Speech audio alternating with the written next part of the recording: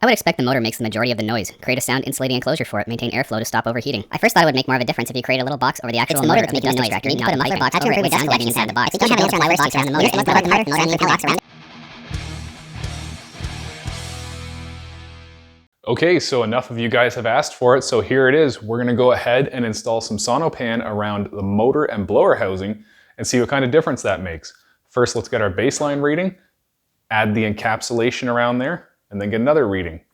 Also, I did just want to point out too that you guys are saying that I've totally restricted the airflow over here by blocking this off. Again, it's open on this side and there is lots of little air gaps. This is kind of touching like, I don't know, 1% of the pleats on this side, but that whole other side is totally open to air on the top, and yeah, there's lots of room for airflow. The restriction, there's no restriction added, still the same airflow that there was before.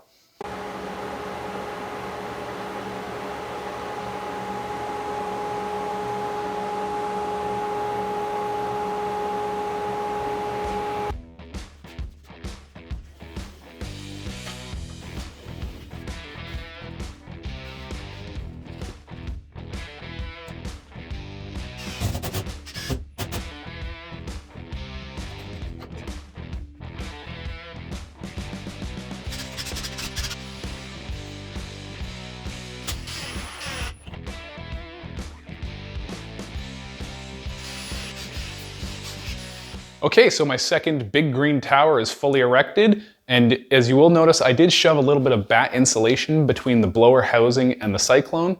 I don't know why, I just felt like doing it, had some extra. Anyways, this guy is pretty much fully encapsulated now. There's a little bit of room for air in the back to get out. Hopefully that's not where all the noise is coming from, and this isn't all in vain, wink. Anyways, let's try it and see what happens.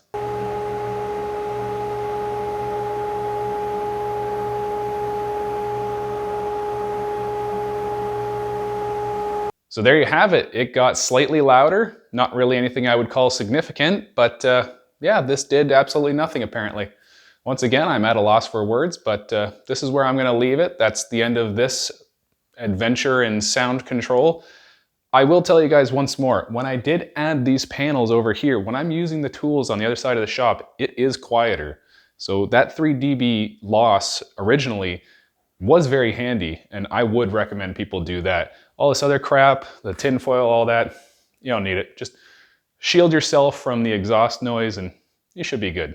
So just before we put this entire project to bed, I just wanted to tell you I took the extra material left over from that 4x8 sheet that I bought and kind of bridged the gap here between the two, and once again it did absolutely nothing.